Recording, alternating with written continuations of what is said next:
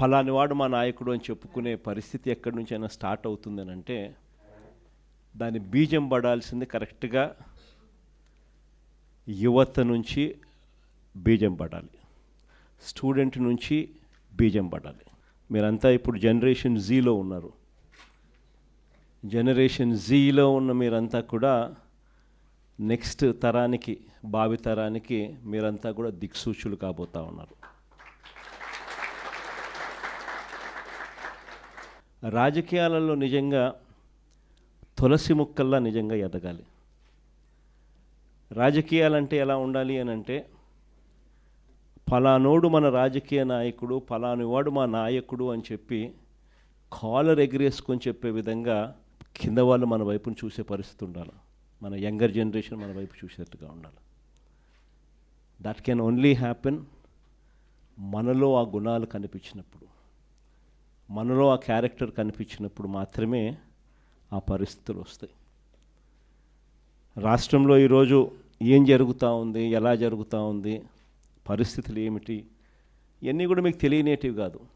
గట్టిగా విద్యార్థులు, గట్టిగా యువత అడుగులు ముందుకు వేస్తే దేశాలలో గవర్నమెంట్లు మారిపోతూ ఉన్నాయి. రాష్ట్రాలలో గవర్నమెంట్లు మారిపోవడం అనేది పాత స్టోరీ అయిపోతే ఏకంగా బంగ్లాదేశ్ లాంటి దేశాల్లో సైతం గవర్నమెంట్లను మార్చేసి కొత్త గవర్నమెంట్లు వచ్చేసే కార్యక్రమాలు జరుగుతాయి. ఆ కైండ్ ఆఫ్ పొటెన్షియల్ ఉన్న వాళ్ళు యంగ్స్టర్స్, యువకులు. ఇవన్నీ ఎందుకు చెప్తా ఉన్నాను అని అంటే, రాజకీయ సిచ్యువేషన్లో ఈరోజు ఆంధ్ర రాష్ట్రం గురించి మరీ ముఖ్యంగా, నేను దేశం గురించి పెద్ద మాట్లాడదలుచుకోలేదు, కానీ రాష్ట్రం గురించి అయితే మాత్రం ఖచ్చితంగా ఏం జరుగుతూ ఉంది అనేది మనమంతా కూడా ఇదే రాష్ట్రంలో ఉన్నాం కాబట్టి, ఇది రాష్ట్రం మనది కాబట్టి, మన రాష్ట్రం బాగుండాలని మనం అంతా ఆరాట పడుతున్నాం కాబట్టి ఈ రాష్ట్రంలో రాజకీయ పరిణామాలను మనం గమనించాల్సిన అవసరం ఉంది. అసలు ఈరోజు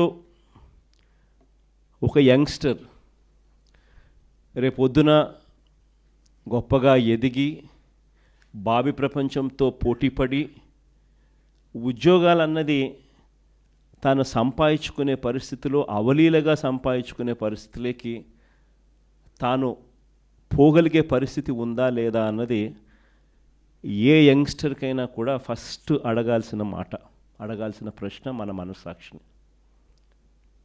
ఇది జరగాలి అని అంటే ఓవర్ నైట్ జరిగే పరిస్థితి కాదు.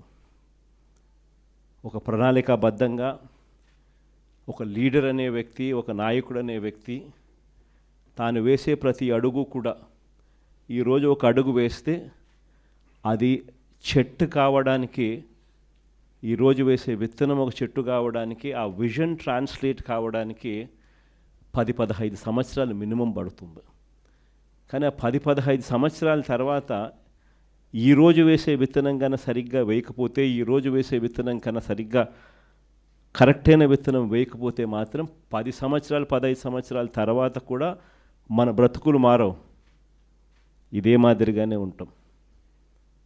మనం లీడర్లుగా కాబోతా ఉన్నప్పుడు మనం చేయాల్సింది ఏమిటి అని అంటే, అలాంటి విత్తనాలు వేసే ఆలోచనలు మన బుర్రలో కదలాలి. ఈరోజు విద్యారంగం చూస్తే మన ప్రభుత్వ హయాంలో ఎలాంటి అడుగులు పడ్డాయి, మన ప్రభుత్వం పోయిన తర్వాత ఈ 18 నెలల కాలంలో ఎలాంటి అడుగులు పడతా ఉన్నాయని చెప్పి ఒకసారి గమనించాల్సిన అవసరం చాలా ఉంది.